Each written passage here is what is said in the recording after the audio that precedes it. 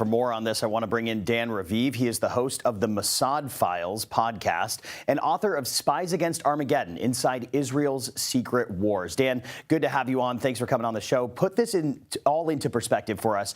How big of a policy shift is this, and why specifically Gaza City? Well, it is, in a sense, the capital of the Gaza Strip. In normal times, Gaza City has 800,000 people. The whole Gaza Strip has 2.2 million Palestinians. Of course, people have shifted around because of the war that began with the Hamas attack on Israel on October 7th. 22 months ago. But I think that Israel and its troops will have to deal with a lot of civilians trying to take it block by block. Prime Minister Netanyahu says he wants to eliminate Hamas so Hamas can never again rule Gaza and endanger Israel.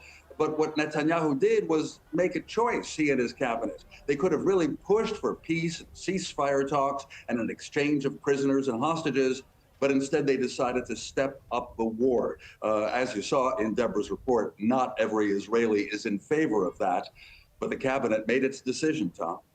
So walk me through this. What concerns are there within Israel military over this takeover? Yeah, absolutely. The chief of staff of the military openly was against what the cabinet decided.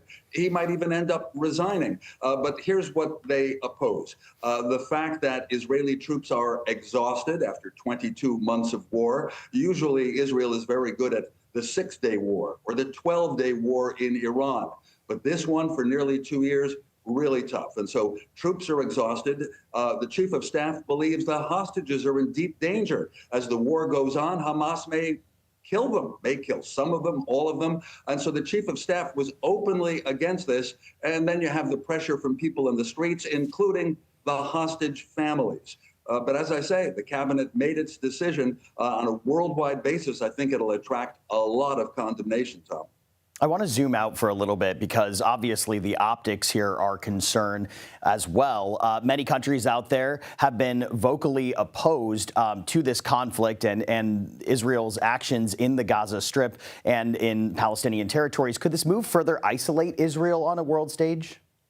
Yeah, I think it will. And we're seeing a change of public opinion even in the United States. If you look at the polling, the U.S. is broadly in support of Israel, and certainly the Trump administration is. But in other countries, like in Europe, where Israel does a lot of business, you can tell from the editorials, from the government statements, from Britain and France saying they'll recognize a Palestinian state, which is seen as a move slapping at Israel. That I would say Israel's losing a lot of popularity over the Gaza war. But Netanyahu's attitude is that he wants to win this war. And keep in mind, he also faces a fraud trial, and he wants to postpone the trial and stay in office. So he has his political reasons as well. Dan Raviv giving us all the insight. We appreciate it, my friend. Thank you for coming on.